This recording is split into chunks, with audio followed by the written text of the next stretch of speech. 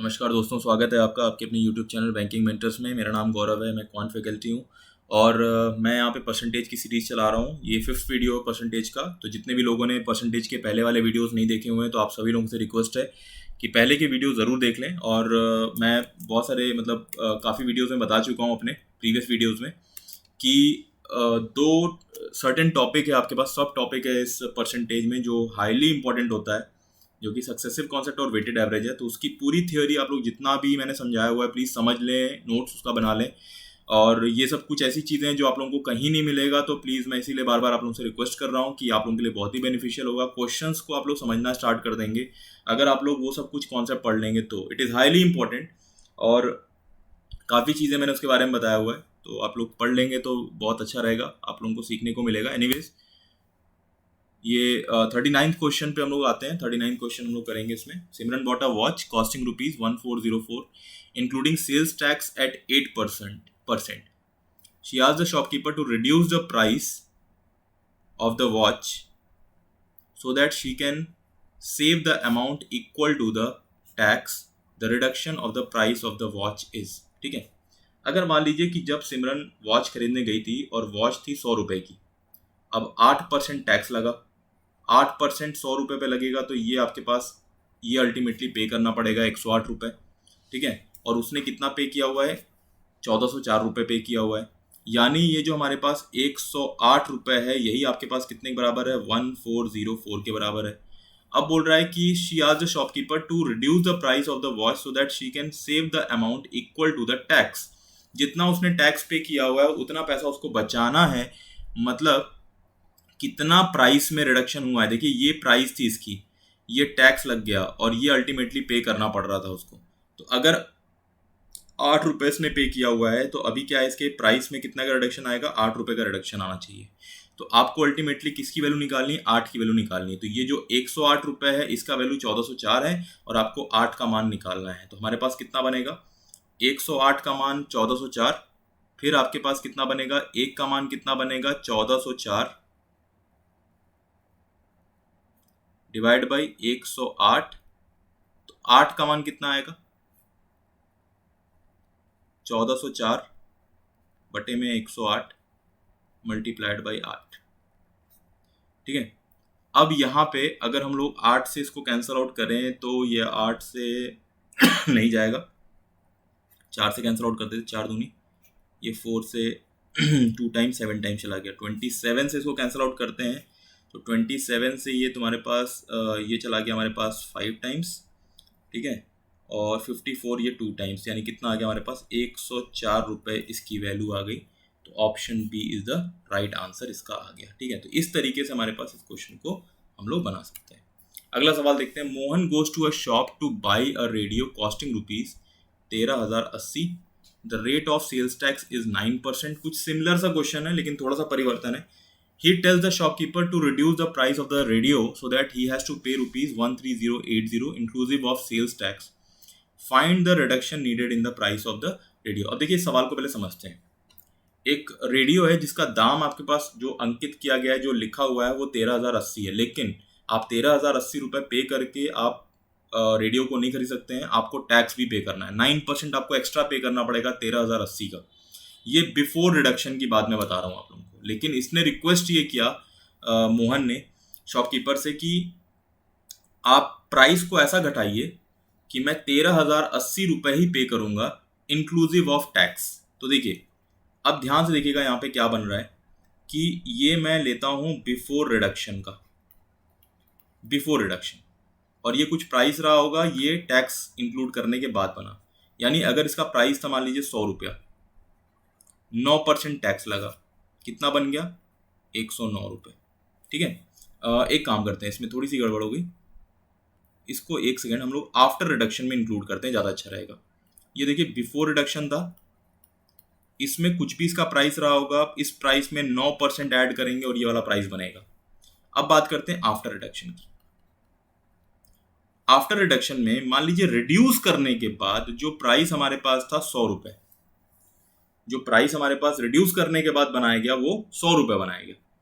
तो अब इसमें क्या होगा कि इसमें 9% टैक्स लगेगा। तो 9% लगने के बाद कितना हो जाएगा? 109 रुपये। ठीक है।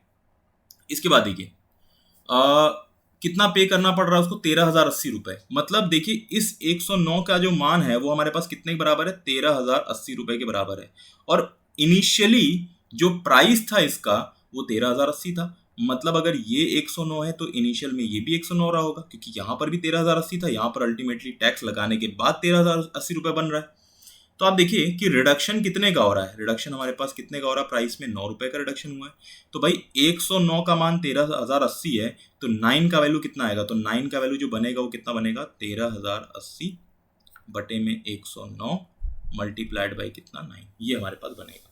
तो अगर हम इसको सॉल्व करेंगे 109, तो 109 कितने टाइम्स, एक बार, तो ये हमारे पास कितना आ जाएगा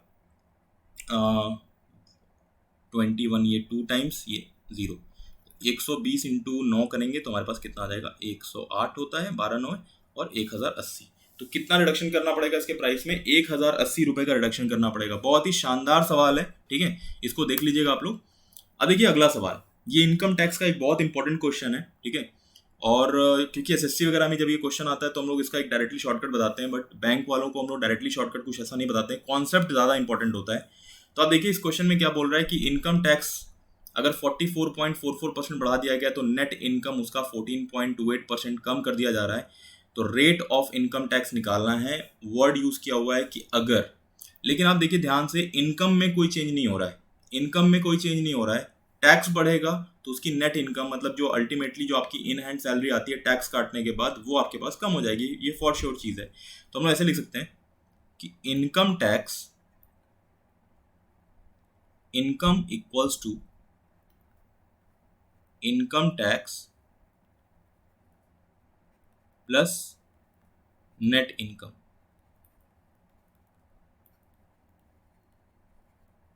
ठीक है, अब एक एग्जांपल ले सकते हैं, जैसे मान लीजिए कि ये कांस्टेंट पार्ट है आपके पास, इनकम पर कोई चेंज नहीं हो रहा है। अगर इनकम टैक्स को कितना बढ़ाया जाएगा, 44.44% बढ़ाया जाएगा। तो अगर ये पार्ट बढ़ रहा है अगर, तो डेफिनेटली नेट इनकम घटेगा। कितना घटा हमारे पास, 14.28% आपके पास कम हुआ। एक सिंपल सी बात है, जब यहाँ पर कोई चेंज नहीं हो रहा है, यहाँ पे 44.44% बढ़ रहा है, यहाँ पे 14.28% कम हो रहा है, डेफिनेट सी बात है कि हमारे पास जितना यहाँ पे इंक्रीमेंट होगा उतना ही यहाँ पे डिक्रीमेंट हो रहा होगा।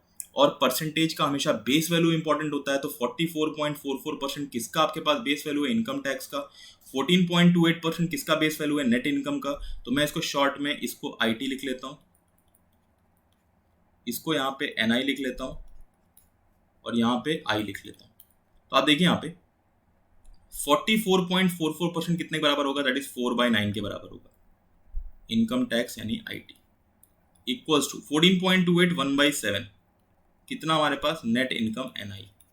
तो income tax upon net income will be equals to कितना बनेगा, ये this will be equals to हमारे पास 9/28 बनेगा, 9/28। तो इनकम टैक्स हमारे पास कितना, इनकम टैक्स के सामने कितनी वैल्यू आ रही है, 9 रुपये, और नेट इनकम के सामने कितनी वैल्यू आ रही है, 28 रुपये। ठीक है, अब आप देखिए 9 रुपये टैक्स पे करने के बाद अगर आपके पास 28 रुपये बचा, तो आपके पास अल्टीमेटली जो इनकम आई होगी वो कितनी आएगी, 9 + 28 दैट इज कितना बनेगा हमारे पास, 37 के बराबर आएगा। ठीक है, ये 37 आ गया। अब पूछा हुआ है कि इनकम टैक्स परसेंटेज। देखिए इनकम टैक्स जो परसेंटेज होता है वो निकलता है इनकम पे, तो वो कितना रहेगा, दैट इज इनकम टैक्स कितना पे किया आपने अपॉन इनकम मल्टीप्लाइड बाई 100%, आपके इनकम पे ही लगता है।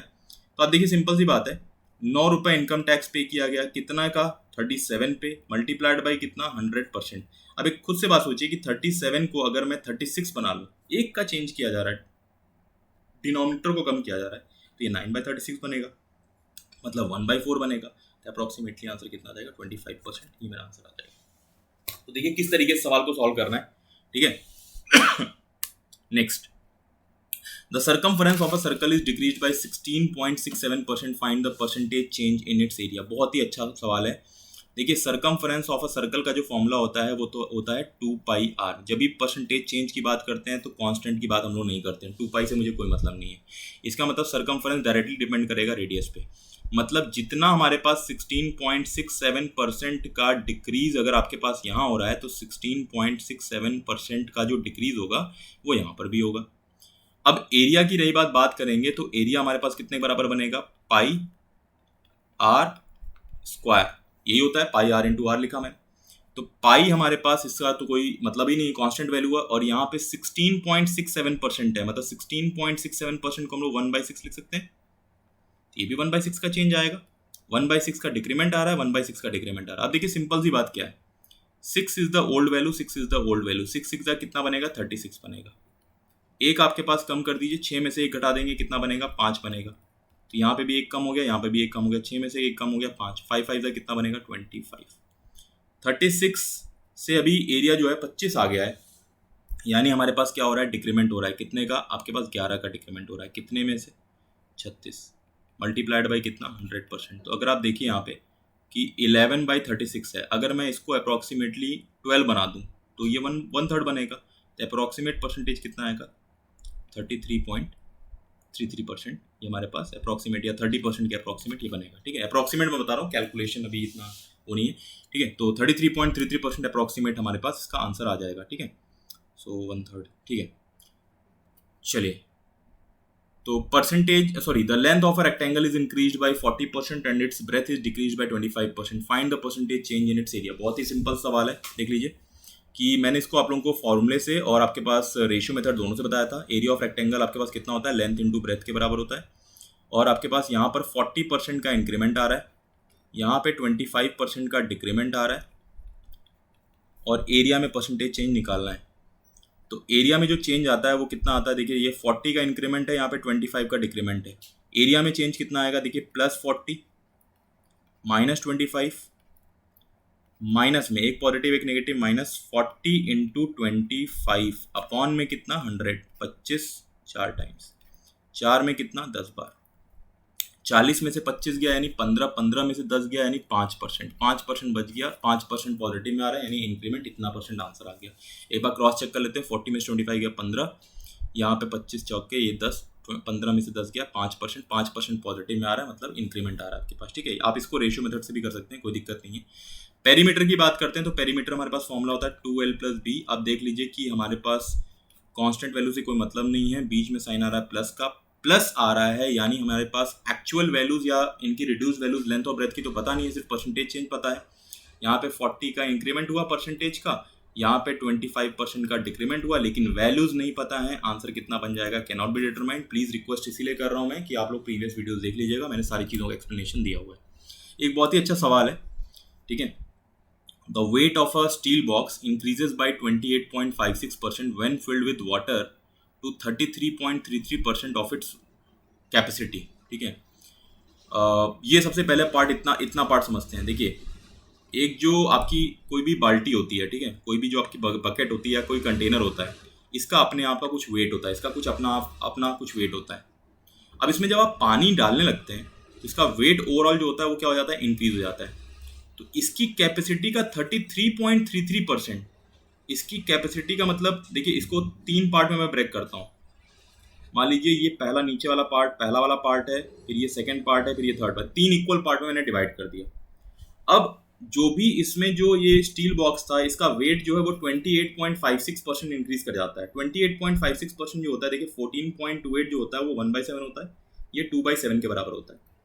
2/7 इंक्रीज करने का मतलब क्या है, देखिए ध्यान सुनिएगा, 2/7 का इंक्रीमेंट हो रहा है, कब हो रहा है, जब 1/3 पानी भर गया, मतलब ये 1/3 ऑब्वियसली पानी भरेगा तो ये नीचे वाला पार्ट भरेगा, ठीक है, 1/3 भर गया। इसका मतलब क्या था कि जो बाल्टी है उसका वेट 7 था, तो 7 में कितना इंक्रीमेंट हो गया, 2 का इंक्रीमेंट हो गया, यानी हम लोग बोल सकते हैं भाई कि जो बाल्टी आपके पास है, स्टील बॉक्स है, इसका कितना हमारे पास वेट है, 7 यूनिट्स, और इसमें 2 का इंक्रीमेंट हुआ। ये 2 का इंक्रीमेंट कैसे हुआ, ये जो पानी भरा गया है, मतलब ये जो 1/3 भरा गया है, ये बेसिकली 2 यूनिट आपके पास पानी भरा गया था, 2 आपके पास उसका वेट मान सकते हैं। तो अगर इतने पार्ट का वैल्यू जो है 2 है, तो यहाँ पर भी कितना आएगा, ये भी 2 आएगा, और ये भी कितना आएगा, 2 आएगा। अब देखिए ध्यान से, अगर ये कंप्लीट फिल किया जाए तो एनीवेज, अब देखिए ये जो स्टील बॉक्स है इसका वजन 7 यूनिट है, ये जो आपके पास पानी है, ये 2 यूनिट, ये 2 यूनिट, ये 2 यूनिट, यानी पूरा जो अगर कंप्लीट बात किया जाए तो 7 यूनिट तो आपके पास स्टील बॉक्स हो गया, और 2 2 2 यानी 6, 7 6 कितना हो गया, 13 यूनिट्स। यानी अगर इस बाल्टी को कंप्लीट भर दिया जाए या स्टील बॉक्स को कंप्लीट भर दिया जाए तो हमारे पास 13 यूनिट आपके पास का वेट हो जाएगा, जिसमें से स्टील बॉक्स का वेट 7 है और आपके पास जो पानी का वेट है वो 6 यूनिट है, वो कंप्लीटली अगर फिल्ड होगा तो। ठीक है, अब बोल रहा है which of these may be, मतलब पॉसिबिलिटी में बेस्ड क्वेश्चन पूछ रहा है कि 50% of the weight of the box when it is completely filled with water. Completely fill किया जाएगा तो अभी मैंने बताया कि 7 यूनिट हो गया स्टील बॉक्स का, प्लस पूरा पानी भरा गया यानी 6 यूनिट, आपके पास कुल कितना हो जाएगा 13। अब 13 का 50% लेंगे तो कितना आएगा, 13 का 50, क्योंकि 50% लेना है, 50% लेंगे तो ये बनेगा 6.5। अब देखिए 6.5 का मल्टीपल जो भी आपके पास दिखेगा वही मेरा आंसर बनेगा। 6.5 का multiple 13, option C right answer. खत्म हो गया सवाल। ठीक है, किस तरीके से क्वेश्चन को अप्रोच करना है ये मैं आप लोगों को बता रहा हूँ। ठीक है, बहुत ही अच्छे समझते चलिए एक एक चीज़ को, दोबारा वीडियोस को देखिए कि अगर आपको कोई भी चीज़ स्किप कर जा रहे हैं, कोई चीज़ अगर आपको समझ में नहीं आ रही तो ठीक है, तो प्लीज़ ज़रूर समझें। अगला सवाल, village lost 12% of its goats in a flood and 5% remainder died from diseases. If the number left now is 8360, what was the original number before the flood? ठीक है, original number of goats before the flood। ठीक है, अब देखिए इसका एक तरीका ये होता है, ये नॉर्मली हम लोग सक्सेसिव वे में कर सकते हैं कि मान लीजिए ओरिजिनली अगर x नंबर ऑफ गोट्स थे, 12% आपके पास क्या हो गया लॉस्ट, मतलब बह गए बाढ़ में, तो 12% चलेगा तो 88%। इस रिमाइंडर का 5% मर गए डिजीज से, बचे कितने 95%। ओवरऑल कितने बच गए 8360। यहीं पे आपको एक्स की वैल्यू निकालनी है।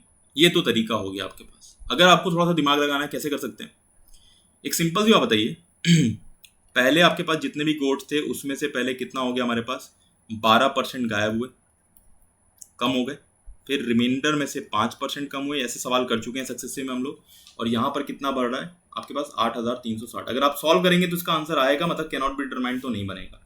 अब ये 12% कम हुआ, फिर रिमाइंडर का 5% कम हुआ, मतलब यहाँ पर 8360 से तो ज़्यादा ही वैल्यू होगी, मतलब ये वैल्यू नहीं हो सकता। अब देखिए बचे ये सारे ऑप्शंस, देखिए 8360 से ज़्यादा होगा, मतलब कम तो 1000 वाला हो नहीं सकता है। अब आपके पास दो बचे ऑप्शंस, 10,000 और 1 लाख। एक सिंपल सी बात बताइए, हमारे पास जो रिडक्शन हो रहा है, जो कमी हो रही है, वो 12% और 5% की, मतलब जो परसेंटेज है वो बहुत ज़्यादा आपके पास वैल्यूज नहीं है। मतलब 8360 के से ज़्यादा तो होगा, लेकिन पास की वैल्यू होगी, पास की वैल्यू होगी, मतलब ऑप्शन बी 10,000 इसका आंसर आ गया। तो आपको समझना पड़ेगा कि एग्जाम में जब क्वेश्चन आता है तो किस तरीके से आप ऑप्शन से इसको यूज कर सकते हैं और सवाल को बना सकते हैं। देखिए बहुत ही अच्छा सवाल है ये। ठीक है, government spend 6% of its budget on agriculture. If the government increases its budget by 3,000 crores and spends the entire amount on agriculture, the share of agriculture jumps to 9%। देखिए इस सवाल को अगर मैं सॉल्व करूं तो मैं दो तरीके से एलिगेशन बना सकता हूं, उसमें दो तरीके से एलिगेशन लगाया जा सकता है, दो तरीके से इक्वेशन मेथड लगाया जा सकता है। ठीक है, तो 4-5 तरीके हो सकते हैं सॉल्व करने के। अभी मैं एलिगेशन आप लोगों को नहीं बताऊंगा क्योंकि मैंने एलिगेशन अभी आप लोगों को पढ़ाया नहीं है, एक आध दो सवाल मैंने कराए होंगे, बट एनीवेज एलिगेशन मैंने कराया नहीं अभी आप लोगों को। तो इस सवाल में ऐसी क्या चीज़ है जिसको पकड़ कर हम लोग जल्दी क्वेश्चन को बना सकते हैं ताकि हमें समझ में भी आए। अब देखिए हो क्या रहा है, अब सरकार का मान लीजिए कुछ बजट होगा, मान लीजिए ₹20।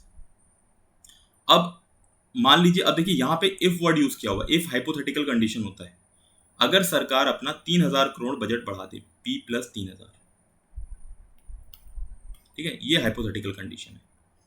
अब पहले सरकार कितना खर्च करती थी एग्रीकल्चर पे, एग्रीकल्चर पे जो खर्च होता था वो 6% होता था। अब क्या हो रहा है कि ये जो 3,000 करोड़ बढ़ा हुआ है, हाँ ये ध्यान देने वाली बात है कि जो जितना बजट सरकार ने बढ़ाया हुआ है, ये सरकार ने जितना बजट बढ़ाया है इसका कंप्लीट पार्ट उसने एग्रीकल्चर पे लगा दिया, उसने कंप्लीट पार्ट एग्रीकल्चर पे लगा दिया, और जो शेयर था वो 9% हो गया। पहली चीज ध्यान देने वाली बात है कि दोनों का परसेंटेज वैल्यू जो आपके पास है उनका बेस वैल्यू डिफरेंट है। 6% का बेस वैल्यू बी है और 9% का बेस वैल्यू B+3000 है। तो एक तो बात यह है कि जो भी 3,000 करोड़ बढ़ाया गया था वो कंप्लीटली इंटायरली एग्रीकल्चर पे लगाया गया। तो देखिए जो भी एक्स्ट्रा अमाउंट लगाया गया वो कंप्लीटली अगर एग्रीकल्चर पे लगाया गया है तो इसका मतलब साफ है कि कुछ अदर सेक्टर भी तो होंगे। हम लोग अदर सेक्टर भी, जैसे मेडिकल और आपके पास एजुकेशन, जितने भी अदर सेक्टर हैं उनको अदर्स में रख दीजिए आप। तो मैंने कहा अगर बी का 6% हमने लगाया तो यहाँ पे कितना बचा 94%, यहाँ पे कितना बचा 91%। तो 94% कितने का बी का, 91% कितने का बी प्लस 3000 का, और इन दोनों की वैल्यू जो दोनों कंडीशन में रहेगी वो क्या रहेगी, बराबर रहेगी। ठीक है, अगर आप अदर्स की बात करेंगे तो ठीक है, तो अगर आप इसमें सॉल्व करेंगे तो 94% of B equals to 91% of B plus 3000। Percent से परसेंट कैंसिल आउट हो गया, 94b 91b यानी कितना बनेगा 3b equals to 91 multiplied by 3000। 3 से कैंसिल आउट किया 1000, तो b बराबर कितना आएगा 91,000 करोड़। 91,000 करोड़। ठीक है, तो ये बजट आपसे पूछा हुआ था, तो बहुत सिंपल वे में इसको बना सकते हैं। इसके और देखिए 3 और 4 तरीके हो सकते हैं, उसके बारे में भी बात नहीं करेंगे हम। Next question, 4 kg of sugar, 6 kg of rice cost ₹66. If the price of sugar increases by 20%, the total cost will become 70.20. देखिए कुछ सर्टेन ऐसा टॉपिक होता है जिसमें अगर आपको क्वेश्चन को कभी भी समझना हो, जैसे एक एवरेज करके टॉपिक होता है, उसमें जब भी हम लोग पढ़ते हैं तो हम लोग क्या करते हैं कि हम लोग जो जिसकी वजह से चेंज आ रहा है हमेशा उसको पकड़ के क्वेश्चन को बनाते हैं। जब हम बाकी चैप्टर्स को बनाते हैं, जैसे लगभग मान लीजिए टाइम एंड वर्क की बात करें, टाइम एंड डिस्टेंस की बात करें, परसेंटेज हो गया, प्रॉफिट लॉस हो गया, ज़्यादा इजी तब पड़ता है कि जो चीज़ कांस्टेंट है आप उसको पकड़ के क्वेश्चन बनाइए। आपको इक्वेशन बनाने की जरूरत नहीं पड़ेगी। पहली बात ध्यान दीजिएगा, इफ वर्ड यूज़ किया हुआ है, मतलब आपको इनिशियल कंडीशन में ही सारी चीज़ें निकालनी है। टोटल कॉस्ट 66 से 70.20 हो गया, यानी आपके पास कॉस्ट में कितना बढ़त हुआ 4.20। किसकी वजह से, चीनी की वजह से। चीनी सिर्फ 1 किलो नहीं खरीदी जा रही है, चीनी 4 किलो खरीदी जा रही है। अगर उसका इनिशियल में प्राइस मान लीजिए x रुपीज़ था तो टोटल प्राइस 4x पड़ा होगा। अगर 1 किलो में 20% का चेंज आएगा तो भाई 4 किलो में 20% का ही चेंज आएगा, तो 20% का चेंज आ रहा है तो यहाँ पे 20% कर दीजिए। सिर्फ हम चेंज की बात कर रहे हैं भाई, 66 से 70.20 हुआ, किसकी वजह से, शुगर की वजह से। राइस में तो कोई चेंज नहीं आ रहा है, तो 4.20 का इंक्रीमेंट आ रहा है। अगर चीनी के प्राइस को इनिशियली मैं x रुपीज़ मान लूँ तो उसमें 20% का इंक्रीमेंट आएगा, तो सिर्फ आपके पास इंक्रीमेंट पार्ट 20%, 20/100 आएगा, और 4 किलो लिया जा रहा है तो 4x आ गया। अब आपके पास कितना बनेगा, अगर इसमें यहाँ पे कैंसिल आउट करेंगे तो ये 5 टाइम्स चला गया, तो ये कितना बन गया 5 इंटू 4.20 यानी 21 बन गया। x बराबर 21/4 यानी कितना आएगा 5.20 रुपीज़, 5.20 पर kg। ठीक है, ये इतना आपके पास इसका प्राइस ओरिजिनली आ जाएगा। Next question, a man bought 5 pens, 7 pencils and 4 erasers. If he bought 6 pens, 14 pencils and 8 erasers, then he would have half amount more than before. What percentage of the total amount paid by him was paid for the pens. फिर से आपके पास देखिए if word use किया हुआ है, मतलब initial वाले से ही आपके पास चीज़ों को निकालना है। अब पॉइंट क्या है कि यहाँ पे 3 आर्टिकल्स की बात की जा रही है, पेन, पेंसिल और इरेजर। अगर आप ध्यान से इस सवाल को देखेंगे तो आपके पास क्या होगा कि जैसे पेन, पेंसिल, इरेजर की बात की जा रही, तो ये क्वेश्चन का आंसर तो basically can not be determined होना चाहिए, क्योंकि 2 कंडीशन दिया हुआ है और 3 वेरिएबल्स की बात किया हुआ है। बट एक सर्टेन आपके पास एक्सेप्शन होता है कि जिसके भी प्राइस की बात किया हुआ है, जैसे पेन के प्राइस को कंपेयर कराया हुआ है, पेन की कॉस्ट को कंपेयर कराया हुआ है कि कितना खर्चा किया गया था, इसके अलावा चीज़ों पे बात करिए, पेंसिल और इरेजर की बात करिए। तो देखिए 7 पेंसिल है, 4 इरेजर है, 7 को डबल करेंगे तो बनेगा 14 और 4 को डबल करेंगे तो बनेगा 8। मतलब ये इसका एक्सेप्शन होता है कि जिस चीज़ को निकालना है उसके अलावा वाली चीज़ें अगर सेम प्रपोर्शनेट में है तो ये क्वेश्चन सॉल्व हो सकता है। इसको मैं लिख लेता हूँ। मान लीजिए पेन को मैं x से यूज़ करूँगा, पेंसिल को y से और इरेजर को z से, तो आपके पास कितना बनेगा, ये बनेगा 5x, ये बनेगा 7y और कितना बनेगा हमारे पास 4z बनेगा। अगर मान लीजिए इनिशियल में 100 रुपये लग रहा था, तो अभी खरीदना है 6 पेन यानी 6x, ये बनेगा 14y और आपके पास 8 इरेजर यानी 8z इक्वल्स टू आधा ज़्यादा पैसा लग रहा है, यानी 100 था, 100 का आधा 50 ज़्यादा लगेगा, 150 रुपये हो गया। अब आप देखिए काम करिए, ये जो इक्वेशन फर्स्ट है इस वाले को पूरे को 2 से मल्टीप्लाई कर दीजिए, कितना होगा 10x होगा, 14y होगा, 8Z होगा, ये हो गया। अब आप इन दोनों को कंपेयर करें।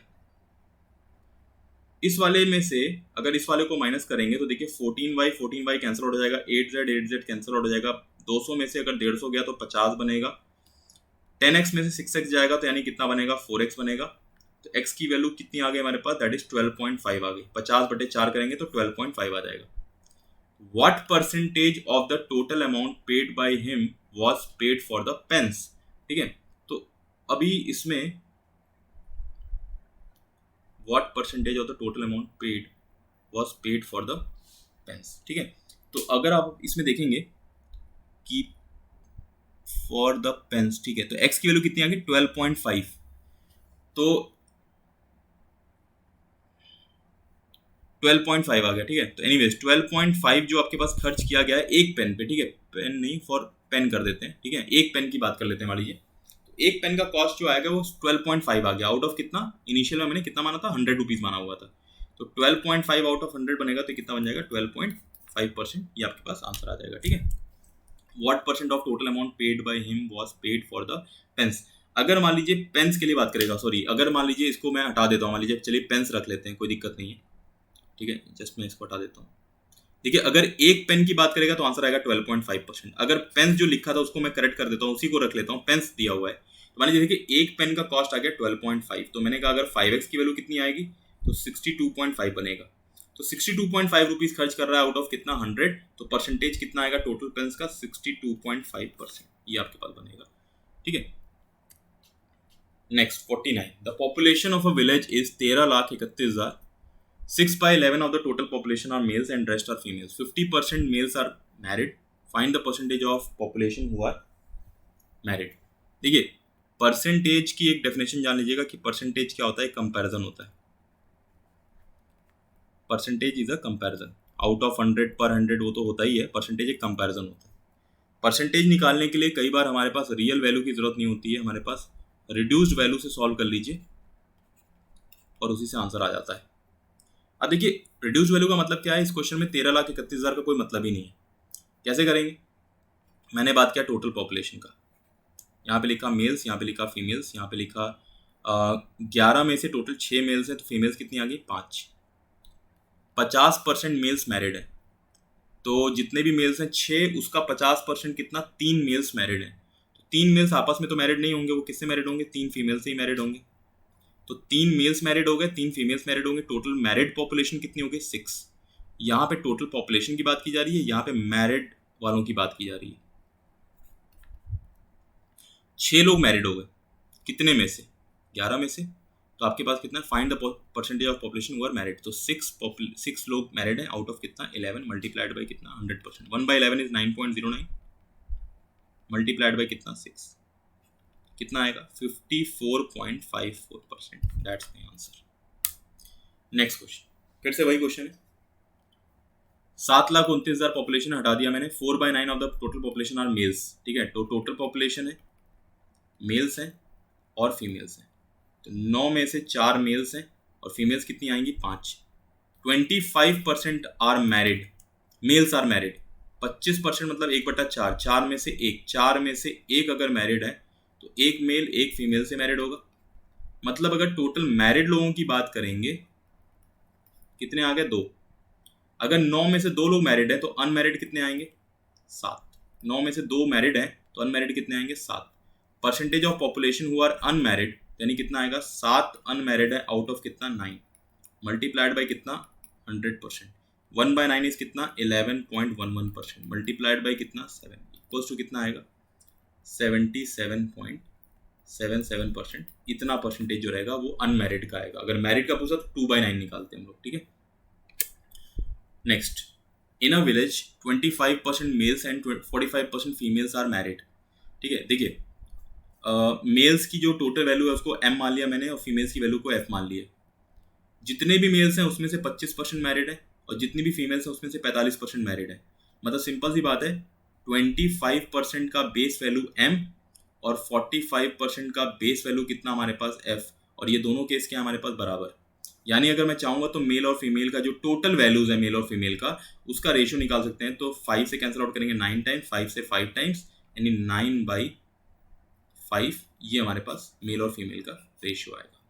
मेल आपके पास 9 और फीमेल आपके पास 5। तो अगर मैं मेल्स की बात करूं तो मान लीजिए मेल्स मैंने कहा कि 900 है, फीमेल्स आपके पास देखिए 500 है, और टोटल पॉपुलेशन की बात करें तो ये 1400 है। Find the percentage of married population. देखिए 900 है तो 900 का अगर आप 25% निकालेंगे, क्योंकि मैरिड पॉपुलेशन निकालना है, और इसका 45%, देखिए 25% 900 का निकालेंगे और 45% 500 का निकालेंगे, दोनों का वैल्यू बराबर ही आएगा। तो 25% 900 का आपके पास कितना आएगा, 25 9 ये आपके पास हो जाएगा 225। तो 225 यहाँ पर भी आएगा। 225 मेल 225 फीमेल्स मैरिड है, तो टोटल कितना हो गया 450 मैरिड है, आउट ऑफ कितना 1400 मल्टीप्लाइड बाई 100%, 2 0 कैंसिल आउट हो गया, 450 डिवाइड बाई 14, 2 से कैंसिल आउट करेंगे 225, 2 से कैंसिल आउट करेंगे 7, 225/7 यानी कितना आएगा, 7 से 3 टाइम्स 21, 7 से 2 टाइम्स 32% अप्रॉक्सीमेटली ये मेरा आंसर आ जाएगा।